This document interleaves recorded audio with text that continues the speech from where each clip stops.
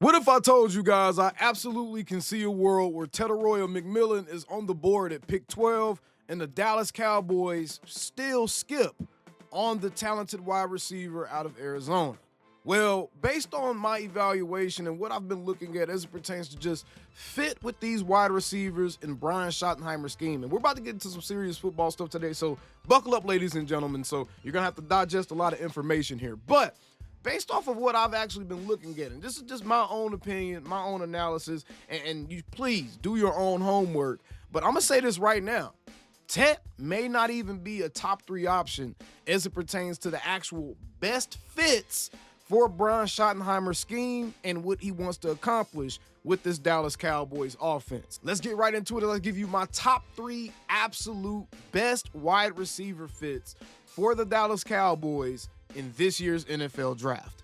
Be sure to subscribe and leave a like on the video if you enjoy the content. Let's get right into it. Now, I'm going to say this off rip. I wouldn't be mad if they took Tet. I just think that with Teteroya McMillan, you're more pigeonholed into what you're going to do with this guy, and he kind of works against the thought process of what Brian Schottenheimer stressed earlier this offseason, and that was the fact that he wanted the offense to be multiple. He wanted to be able to run multiple things out of the same look. He wanted to be able to marry the run game and the pass game and be able to have the same position groups on the field and be able to get the same thing accomplished. And I'm going to tell you this right now. Based off of a couple of different things, T-Mac may not be the exact best option for that. And I'm going to actually look at what the Cowboys currently have available to them on the roster.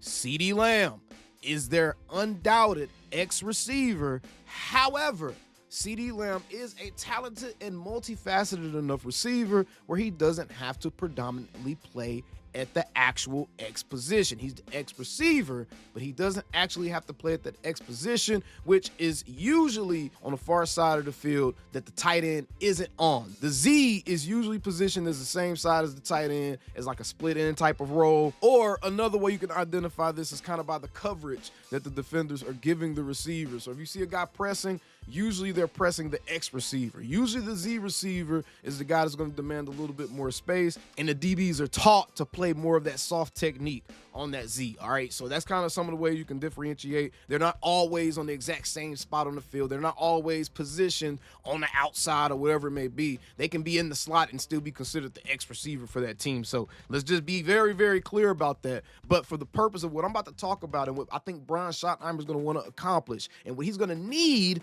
from his receiver room, I think that we have the 3 best absolute fits for the Cowboys. Now, obviously, CeeDee Lamb, X receiver, he's also going to move to that slot at times, right? So you have a guy right there playing at X, moving in the slot. You don't want CeeDee Lamb. You do not want CeeDee Lamb having to be responsible for being your run blocker. You do not want CeeDee Lamb in that position. That is going to put your star receiver, your almost $35 million receiver, in harm's way. What do you do in that case? Enter Jonathan Mingo. And this is why I think Jonathan Mingo is going to have a much bigger role on the Dallas Cowboys this season than anybody could have possibly predicted, because Jonathan Mingo specializes, or he's most comfortable playing out of the slot, right? But he also can play on the outside. He also can play that X position. Now, why would he play the X position? Well, he would be positioned more as an X when he's not in that slot, because for one, his speed doesn't immediately demand he get the respect of a Z. Like, remember, the Z usually is facing softer coverage. They're usually facing a guy playing 6-7 yards off the line of scrimmage, versus an X. He's going to have a guy right up in his chops usually, or giving him some soft man press coverage right there, right?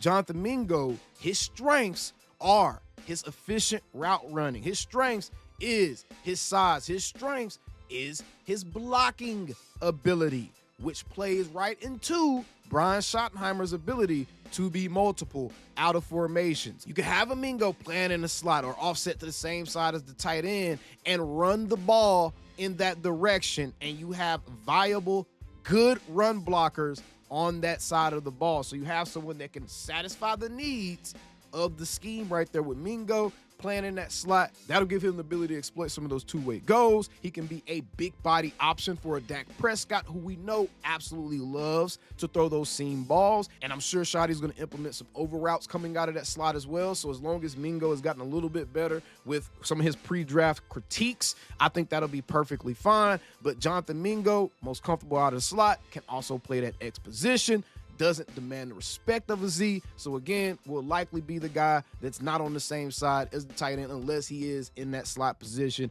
Mainly in 3 wide receiver sets is probably when you're going to see a Jonathan Mingo. And in those 3 wide receiver sets, you're allowed to be multiple. You can have CeeDee Lamb lined up in the slot and have Mingo playing at X position for a CeeDee Lamb instead.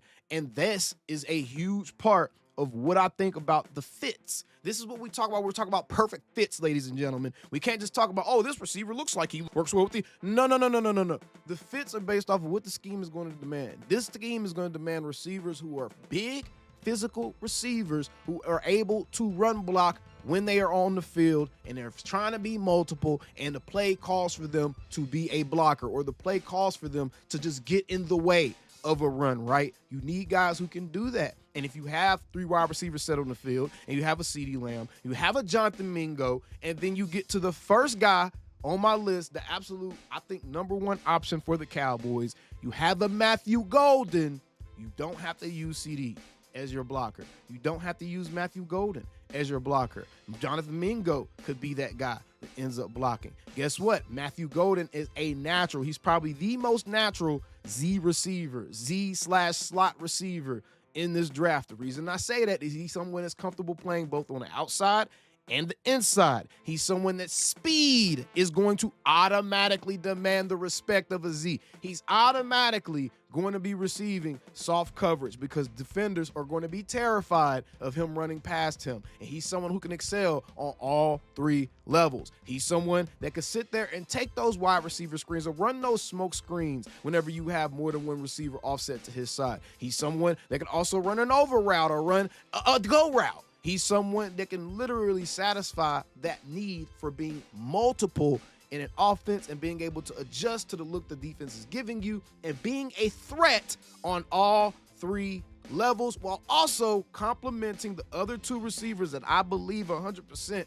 are going to play a huge role in this offense. Matthew Golden's presence complements Jonathan Mingo on the field because guess what? That's going to open up Jonathan Mingo. That's going to open up a CeeDee Lamb. Now you have Mingo, a big body, possession, chain-moving type of receiver that can work out of that slot and help Dak and kind of be a safety release valve if he can't get anything down the field or if he can't get anything to CeeDee Lamb quick or if he can't get anything to CeeDee Lamb, period. You have a Mingo who's a big body guy, good enough route runner where he can work in a small area and get open quickly. That's the thing about Jonathan Mingo. He's going to get open quickly. You don't run him running a whole bunch of deep routes or a whole bunch of man routes over the middle because that's when he kind of starts to find some trouble because he doesn't have enough speed to kind of beat the corner from going underneath the throw or being able to jump in front of him in that man press situation. So you want Jonathan Mingo in those short area type of situations where he can beat that man press coverage quickly, open some space early on in the route, be a big body, shade the defender. Dak has a safety release valve. He also has a guy that can go on a seam route, be a big body, be a big option he could throw that ball to with some athletic ability, with some jump ball ability than Jonathan Mingo. But you also have Matthew Golden playing that Z. You also have Matthew Golden who can slide into that slot when necessary. And that's going to give you the ultimate explosive option because remember, this Cowboys offense, more than anything, needs explosiveness. And Matthew Golden is probably the best option in this draft to satisfy that explosiveness that the Cowboys need outside of one of the other guys that I'm going to talk about on my top 3 list here as far as best wide receiver fits. So Matthew Golden, absolutely. He fits most naturally with CeeDee Lamb, with Jonathan Mingo. It allows CeeDee, Mingo, and Golden, quite frankly, switch spots and alignments where they are on the field depending on what sets they're in. If they're on the 2 receiver set, 3 receiver set, whatever it may be, all 3 of those guys have the ability to be multiple. All 3 of those guys have the ability to attack you from either outside or inside, and that makes it harder on the defense. That makes it way harder for the defense to account for anything going on, especially since we know Shotty wants to use more motions. He's going to motion guys across the field and play around with the defense and get guys moving, and having the threat of a Matthew Golden with that 4.29 speed is absolutely going to make the defenders have to put their antennas up. It's going to cause communication on the other side of the ball, and that's all you need is for that split second of communication to go on, and boom, you have an advantage against the defense right there. So Matthew Golden, to me, is the best option for the Dallas Cowboys, especially after further evaluation. I'm going to just say this, man. When you go back and you try to watch Matthew Golden and figure out who he and Isaiah Bond actually are, you realize, man, Quinn Ewers is just not an NFL starting quarterback. His ball location, his accuracy, he throws his receivers into harm's way a lot of times. And I'm going to just be honest, bro. Quinn Ewers, bro, he'll be a good Gatorade cooler holder. That's what he will be, man, in NFL. But anyways, Matthew Golden absolutely is my top option. My next option is going to be Luther Burden III. I absolutely love me some Luther Burden III. The reason I like this guy is because, again, he would kind of play a similar role as a Matthew Golden on this Dallas Cowboys team. If you can't get Golden, then I think Luther Burden is also right there. He's right there with the Matthew Golden, a guy that can operate out of that slot and also play that Z role. Again, going to automatically demand some respect, playing split outside wide at that Z, because he's going to demand some of that soft coverage. So that's a guy you can slide in there, but he's probably primarily going to be in that slot a lot. Jonathan Mingo, in that case, in 3 receiver sets, he can operate on the outside. He can also operate in the slot. So again, you have guys that are interchangeable there, but Luther Burden, he is very interesting as it pertains to fit.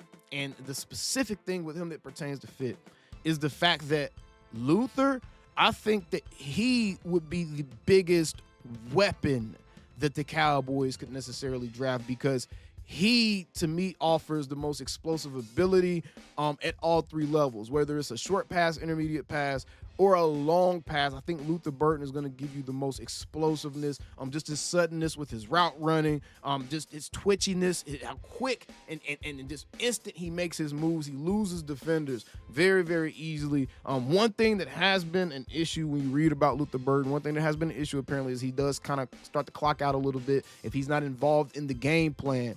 So that's something that you would have to look out for. You probably really wouldn't want him on the field in 2 receiver sets much. That's where Jonathan Mingo, I think, would probably be on the field next to a CD Lamb or something like that. You would absolutely want Luther Burden on your team as a Dallas Cowboy because, again, he satisfies that explosive factor. He would be a guy I think that Shotty will be able to use for those smoke screens. He would be an excellent, excellent screen guy. That's something he excelled at in college. He was used a lot for his yard after catch ability. So this is another guy that can create on his own. It isn't going to be dependent upon Dak to get him open or to throw him open or anything. He's a guy that's going to create space, and that is very important in this. And that's why, while I like Teteroya McMillan, I do think that he has his drawbacks as it pertains to looking at him as another guy that's going to kind of contribute to a problem that's been existing in Dallas for too long. While T-Mac, absolutely, he can be a stud in the NFL. I just think with Dallas specifically, when a team is thirsty for guys who can create explosive plays and separation, I don't know if T-Mac is the remedy for that, and I don't know if he's the actual best fit for the Cowboys in that sense. Luther Burden, he isn't going to force Dak to throw more contested passes. He's going to get open. He's going to get open quickly. His releases off the line are good enough to where he can beat press coverage. And I think Luther Burden is someone that's kind of been underlooked a little bit just because how he was utilized in Missouri last season. But make no mistake about it, he's one of the more fiery guys in this year's draft. And honestly, it's a toss-up between whether or not I feel like he's a better fit than the next guy on this list. And I do have an honorable mention. Jaden Higgins is another guy. To me, he's like Teteroya McMillan light, though. Jaden Higgins, very, very similar to Teteroya McMillan. And the reason I'm not throwing him on this list is because, to me, he doesn't satisfy what you need the most out of any skill position players that you draft, and that's you need guys that can be explosive or cause your offense to be more explosive. To me, Jaden Higgins is more of a possession receiver type of guy, more of a smooth, nuanced type of receiver, more of a route technician type of dude, but he's also not going to create a whole lot of separation. I don't think at the next level, because the athletes are going to be better than what he was playing in Iowa State. And the DBs is covering him will be better than when he was playing in Iowa State. And I think the speed of the game is going to be different. And I think that his ability to uncover is going to be hampered a little bit, right? So I think that Jaden Higgins, while he is an excellent prospect, I wouldn't be mad at him in the 3rd round or something like that at all. I think that he's kind of more of a long shot than some of these other guys. And speaking of the other guys, Trey Harris.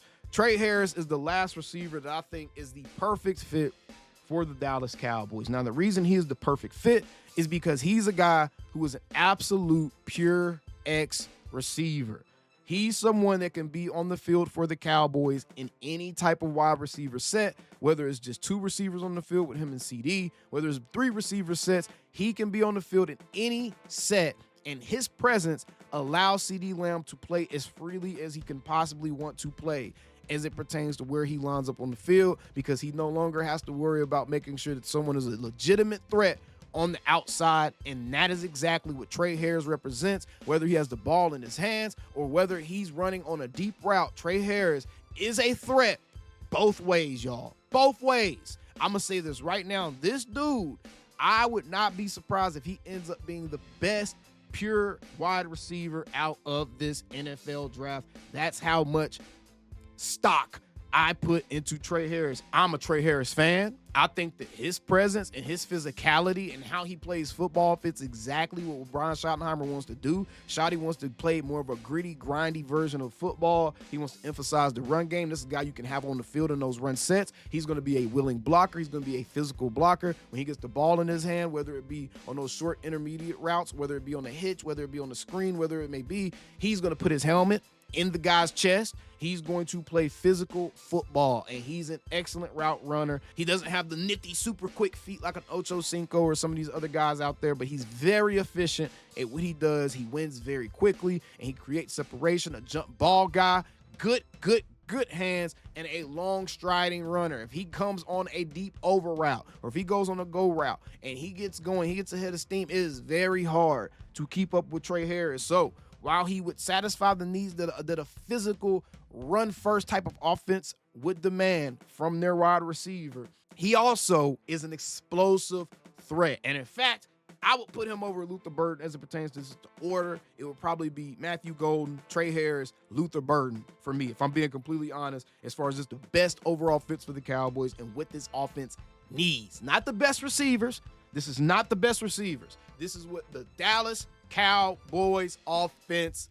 needs. And this offense, based on what it's being tailored towards, these receivers in this draft, I think these are the top 3 guys that you're looking at as far as best overall fits for this Dallas Cowboys team. Matthew Golden, Trey Harris, Luther Burden. I think those guys, in different ways, they satisfy exactly what this team would need, while also not overshadowing what the other 2 or 3 receivers that's going to be on the field, what they do the best either. If it's a 4 receiver set and Kevontae Turpin's out there or something like that, or, I don't know if Jalen Tolbert and Jalen Brooks, I ain't gonna lie, I really don't know where they fit on this team. Especially if Jonathan Mingo plays a role I think he's going to play. I do think he's better than both Brooks and Tolbert right now. These 3 guys that I just named, they have a natural fit. They don't overstep with any of the other receivers that will be on the field, what they naturally are good at, and they add something that this team does not have. Jaden Higgins, Teteroy McMillan, very, very good options. Both very good options. I think Jaden Higgins would be more of a really big kind of a slot Z type of guy, kind of like an Allen Lazard is what I kind of look at a Jaden Higgins as. I don't think that he adds the type of impact to this offense that you need. Teteroy McMillan, he possibly could, but I think the issue that I see with a T-Mac is he's still going to force us to have to watch Dak throw contested catches after contested catches and put the ball in harm's way. And that's what I'm trying to avoid with the fits that I'm looking at. I'm looking at guys who's going to open up the field for everyone and not continue to force us to play offense the way we've been playing offense, and that's by making your quarterback make very, very tough throws too often, right? But either way, that's my absolute top 3 best options for the Dallas Cowboys. Let me know yours down in the comments below, and let me know how I did on this one. Do y'all understand everything I was dishing out to you guys as far as the Z's and the X's and the Y's and all that different stuff like that? Do y'all understand why I say these guys that I just listed are actual legitimate best fits, with the honorable mentions of a T-Mac and a Jaden Higgins? Wouldn't be mad at all at either one of those guys, but I think that these dudes are the best ones. Trey Harris, if you're looking for a pure X to put on the field with CeeDee Lamb, I think that's your option. If you're looking for the best Swiss Army knife tool, like somebody who could put in a slot or that Z, I think Matthew Golden is your option. And if you're looking for someone that could probably be the most dangerous playmaker out of the receivers that would fit your scheme and not step on what the other receivers are doing on the field, I think that's where Luther Burden comes in as your option. Again, let me know what you think down in the comments below. How about Cowboys? Calling me, texting me, paging me, asking me, am I still them boys? Y'all usually check on me. Listen. I'm still them boys. Hey! Woo! Shut up, my boy. Hey! I'm still them boys.